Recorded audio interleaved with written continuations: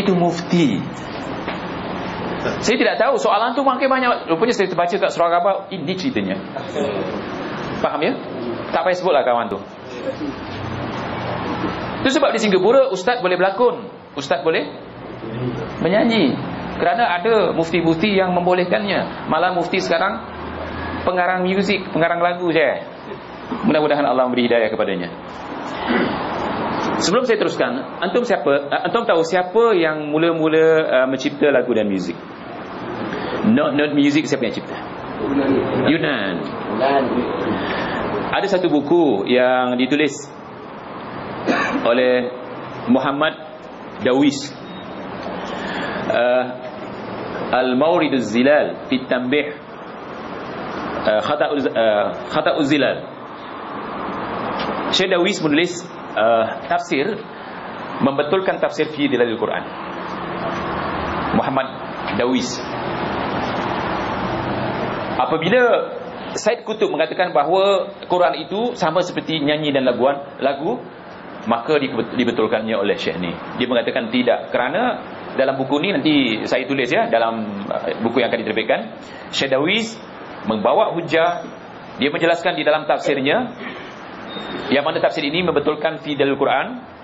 Dia mengatakan dalam Dilalil Quran ada 122 kesalahan akidah dalam tafsirnya, 400 lebih kesalahan umum. Banyak tak kesalahannya? 400 lebih kesalahan umum. Ditulis satu-satu. Di antara dia mengatakan bahawa muzik datangnya daripada Greek ataupun Yunan. Yunan dia terkenal dengan ahli falsafah. Betul ya? Sokrates, Plato dan sebagainya, daripada kalangan mereka. Mereka mencari Tuhan. Sebab falsafah mereka ada dua, satu fizik dan satu metafizik.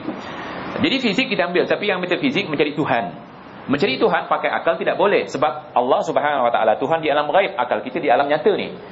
Oleh kerana mereka mencari Tuhan bersungguh-sungguh, akhirnya mereka susah untuk mengumpulkan kaumnya untuk beribadah kepada Tuhan yang dia temui melalui akalnya. Bagaimana untuk mengumpulkan kaumnya? Diciptanya muzik, supaya mereka berhibur dengan muzik. Jadi sembahyang mereka pakai muzik. Begitu juga lakonan. Lakonan kata Syekh Dawis dicipta oleh orang Greek. Jadi mereka berlakon sebagai wakil Tuhan, sebagai Tuhan mereka sembah dan melalui muzik dan lakonan. Jadi kalau kita membaca hadis Rasulullah SAW, man tashabbaha biqaumin fahuwa minhum, siapa menyerupai satu kaum jadilah kaum tu. Bermakna kalau itu ibadahnya orang Majusi, kita ikut, kita termasuk kaum tu. Sebab yang dilarang kita ikut suluknya. Apa itu suluk? Tata cara agama orang-orang yang bukan Islam. Jadi muzik diharamkan, pertama ciptaan syaitan, kedua dihidupkan oleh Majus. Siapa dia? Tak, pencipta ni siapa tadi? Yunan, itu Majusi. Kemudian dijadikan komersial oleh Yahudi. Sebab yang paling kaya sekarang adalah penyanyi. Dan mereka tertipu kerana lahwal hadis, kata-kata kosong, kata-kata bohong, kata-kata tipu, kata-kata buruk. Itu lahwal hadis dimaksudkan oleh Ibn Mas'ud tadi, nyanyian. Memang manusia boleh suka, boleh duka kerana muzik. Percayalah. Saya pernah cerita tak kepada antum di sini? Ada seorang sahabat makan di kedai makan. Kedai makan biasanya ada apa? Ada muzik. Menangis ya, nitis air mata. Tak jadi nak makan dia. Dia ketepikan, dia menyebingkan. Kenapa? Dia dengar lagu nostalgia dulu masa dia bercinta. Gagal cinta.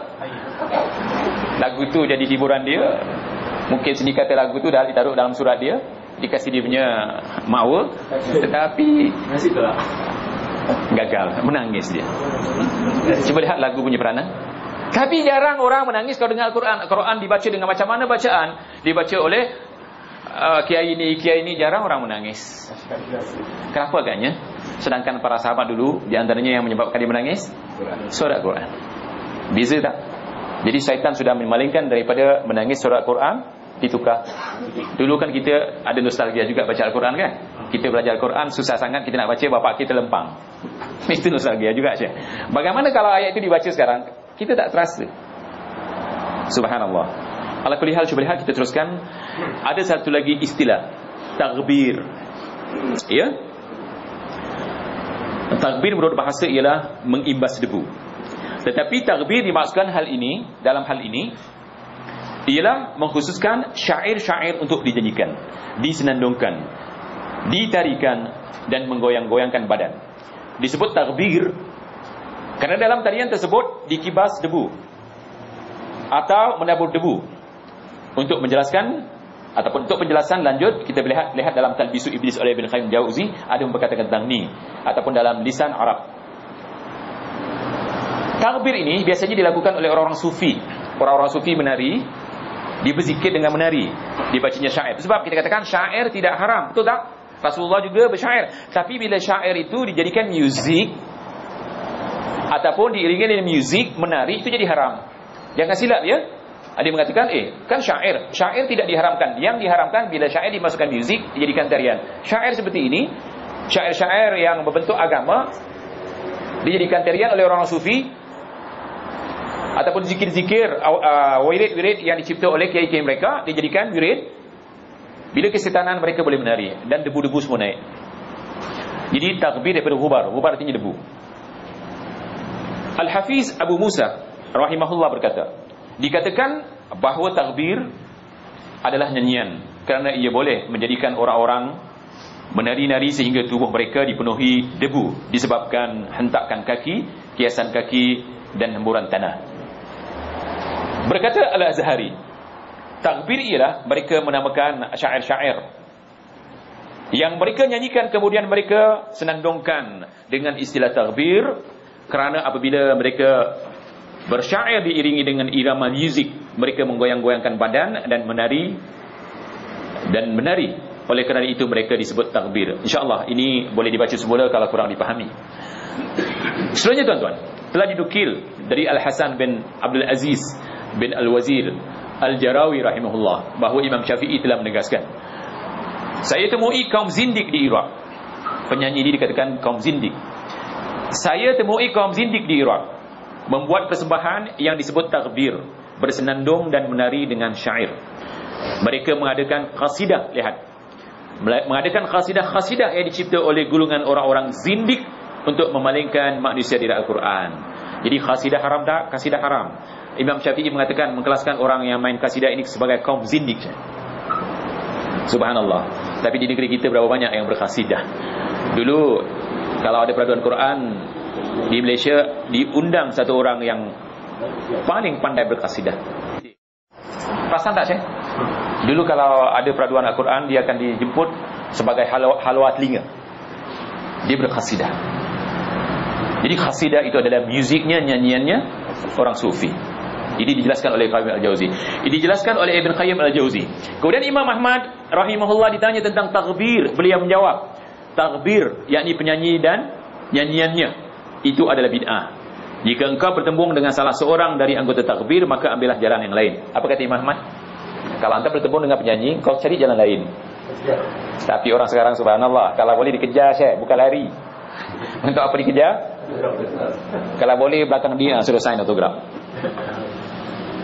Tapi kalau kata Imam Ahmad, mereka adalah orang zindik. Mereka melegakan manusia daripada mengingati Allah subhanahu wa ta'ala. Seterusnya, telah dinukil dari Ahmad bin Muhammad bin Hani Abu Bakar Al-Atram rahimahullah bahawa beliau mendengar Imam Ahmad berkata, takbir nyanyian lagu itu adalah perbuatan bid'ah.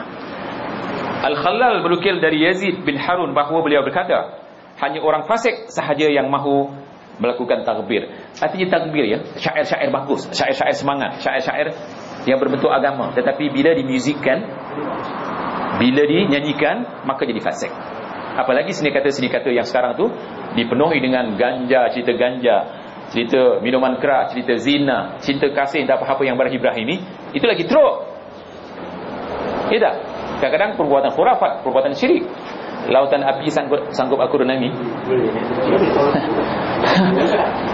Anda kerana mengejar kekasihnya mati Syekh.